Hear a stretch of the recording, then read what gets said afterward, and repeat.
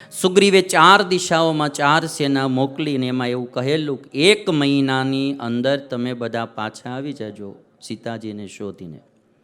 1 મહિનામાં પાછા આવવાની આજ્ઞા કરી બધાને.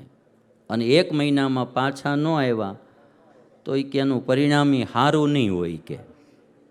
સુગ્રીવે 4 દિશામાં 4 સેના મોકલી. એમાં દક્ષિણ દિશામાં અંગદના નેતૃત્વમાં સેના મોકલી.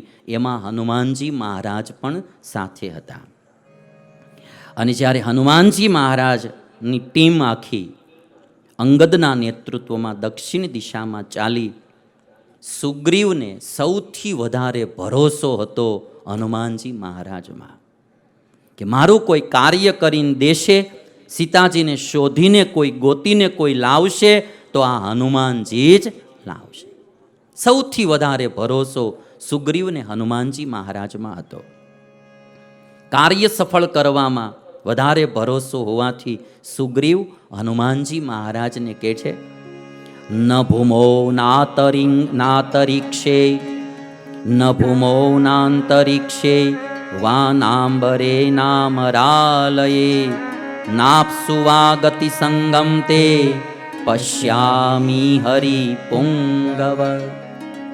સુગ્રીવ કહે છે હનુમાનજી મહારાજને કે હે હનુમાનજી, ભૂમિ હોય, અંતરિક્ષ હોય, આકાશ હોય કે દેવલોક હોય, તમારી ગતિ ક્યાંય રોકાતી નથી.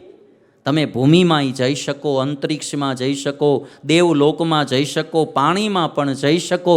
તમને કોઈ રોકનારું દુનિયામાં છે જ નહીં. ન ભૂમો નાંતરિક્ષેવા નાંબરે નામરાલયે નાપ્સુ આ ગતિ સંગમ તે પશ્યામી હરિપુંગવ. અને હનુમાનજી મહારાજને કહે છે સુગ્રીવ, સાસુરા સહગંધર્વાહ સનાગ નરદેવતા વિદિતા સર્વલોકાસ્તે સસાગર ધરાધરાહ. અસુરોના લોક હોય, ગંધર્વોનો લોક હોય, નાગ દેવતાઓનો લોક હોય, મનુષ્યનો લોક હોય, દેવતાઓનો લોક હોય કે પછી સાગર હોય કે પહાડ હોય, બધાનું જ્ઞાન તમને છે. બધું તમે જાણો છો કઈ ચીજ ક્યાં આવી. અને કે છે હનુમાનજીને, હનુમાનજી મહારાજના ગુણ સુગ્રીવ બોલે છે. ગતિર્વેગશ્ચ તેજશ્ચ લાઘવમ ચ મહાકપે પિતુસ્તે સદૃશમ વીર મારુતસ્ય મહોચસઃ.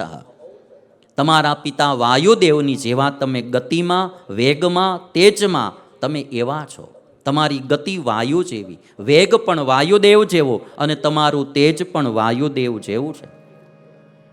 અને કે છે કપિ, તેજ સા વાપી તે ભૂતમ ન સમમ ભુવિ વિદ્યતે યદ યથા લભ્યતે સીતા તત્વમેવાનુચિંતય. તમારા સમાન તેજ દુનિયામાં કોઈમાં નથી, માટે સીતાજીની શોધ તમે જ કરીને લાવો. કઈ રીતે સીતાજી મળે?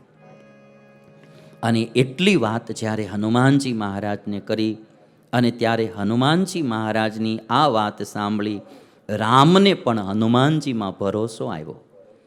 રામને એમ થયું કે સીતાજીની શોધ તો આ હનુમાન કરશે.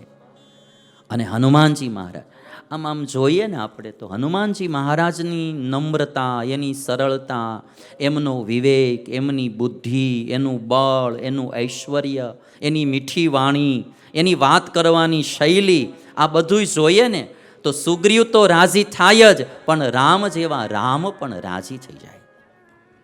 અને આ પ્રસંગ મને તમને એક વાત શીખવાડે કે જે સદગુણો માણાને રાજીપો પ્રાપ્ત કરાવે એ બીજું કોઈ પ્રાપ્ત કરાવી શકે નહીં. સદગુણ અને સત્કર્મ એની ઉપર બધા રાજી થાય. જેનામાં સારા સદગુણો હોય અને જે માણસ સારા સત્કર્મ કરતો હોય એના ઉપર ભગવાન પણ રાજી થાય. હનુમાનજી મહારાજ ઉપર રામ પણ આજ રાજી થયા છે. અને રામચંદ્ર ભગવાને હનુમાનજી મહારાજને પોતાનું નામ લખેલી જે વીંટી હતી, સ્વનામ અંકિત વીંટી, એ વીંટી હનુમાનજી મહારાજને આપી. અને એમ કહ્યું કે આ વીંટી તમે સીતાજીને બતાવશો ને એટલે એમને ભરોસો આવી જશે કે આ જરૂર રામ પાસેથી જ આવે છે. પોતાની વીંટી હનુમાનજીને આપી. અને તુલસીદાસજી આ પ્રસંગે લખ્યું કે રામચંદ્ર ભગવાને પોતાનો હાથ લઈ હનુમાનજી મહારાજના મસ્તક ઉપર ફેરવ્યો છે. તુલસીદાસજી લખે, પરસાશીસ સરોરુહ પાની કરમુદ્રિકા દિનહિ જન જાની હનુમંત જન્મ સુફલ કરી માના ચલે હૃદય ધરી કૃપા નિધાના ચલે હૃદય ધરી કૃપા નિધાના. પોતાના બે હાથ હનુમાનજી મહારાજના મસ્તક ઉપર ફેરવા છે. કરમુદ્રિકા હાથમાં દીધી છે. હનુમાનજી મહારાજને એમ લાગ્યું કે આજ મારો જન્મ સફળ થઈ ગયો. કોઈ મોટા વાત્સલ્ય મૂર્તિ માથે હાથ ફેરવે ને એ પણ એક શરીરમાં ઉર્જા ઉત્પન્ન કરતા હોય છે. એક મા હોય, પિતા હોય, ગુરુ હોય કે ભગવાન હોય, જ્યારે વાલથી માથે હાથ ફેરવે ને એક શરીરમાં નવી પ્રકારની ઉર્જા ઉત્પન્ન થતી હોય. કોઈ સત્પુરુષનો માથે હાથ ફરે અને એમાં એ વાત્સલ્ય વાતથી વાત કરે, બેટા જા તારું ભગવાન ભલું કરશે, એક નવી ઉર્જા આવે. તમે ઘણીવાર વિચાર કરશો ને, અમુક વિચારો કરવાથી શરીરમાં એક નવી પ્રકારની પ્રેરણા, નવી ઉર્જા જાગતી હોય. એમ અમુક પુરુષનો આશીર્વાદ, એનું વાત્સલ્ય પણ માણસને એક બળ પૂરું પાડતું હોય. હનુમાનજી મહારાજની માથે રામચંદ્ર ભગવાને બે હાથ ફેરવ્યા છે. આ એક જીવનની મૂડી હોય છે. લોકો આજકાલ મોબાઈલોમાં બધું ભૂલતા જાય છે. મોબાઈલ એટલો બધો થઈ ગયો, ઝાઝા હાથ તો મોબાઈલોમાં જ ફેર્યા કરતા હોય છે. હા, એમાં માથે હાથ ફેરવવાનું લગભગ હવે ભૂલાતું જાય છે. મમ્મીઓ નહીં તો હવે છોકરાઓને વાલ કરવાનું ભૂલાઈ ગયું, ઝાઝો વાલ મોબાઈલને જ કરતી હોય. એક છોકરો 10 વાગ્યા બિચારો ચડી પહેર્યા વિનાનો આટા મારતો તો ઊભી શેરીએ. ચડ્ડી પહેરેલી ને છોકરો આટા મારે ઊભી ચડીએ. કોકે પૂછેલા, એ ચડ્ડી તો પહેરી કે મારી માં નવડાવી મને અને વોટ્સઅપમાં લાગી ગઈ, હવે નવરી થાય ત્યારે ચડી પહેરાવશે કે. એટલે આવું બધું થઈ ગયું. આમાં વાત્સલ્ય ભાવ હાવ ભૂલાવા માંડ્યા. પહેલાં જે માઓ પોતાના ખોળામાં છોકરાને બેહાડે, માથે હાથ ફેરવે, ભાવથી વાલથી વાત કરે, એ એક પ્રકારની ઉર્જા ઉત્પન્ન કરે. પ્રેમની પણ એક તાકાત હોય છે.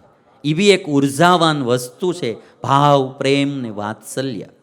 હનુમાનજી મહારાજની ઉપર જ્યારે આ રીતે વાત્સલ્ય વરસ્યું, હનુમાનજી મહારાજ હનુમંત જન્મ સુફલ કરી માના, એમ માન્યું કે આજ મારો જન્મ સફળ થઈ ગયો. આજ અનંતકોટી બ્રહ્માંડના ધણી રામના હાથ મારા મસ્તક ઉપર ફર્યા અને મારા ઉપર એને ભરોસો આવ્યો કે કામ તો આજ કરશે.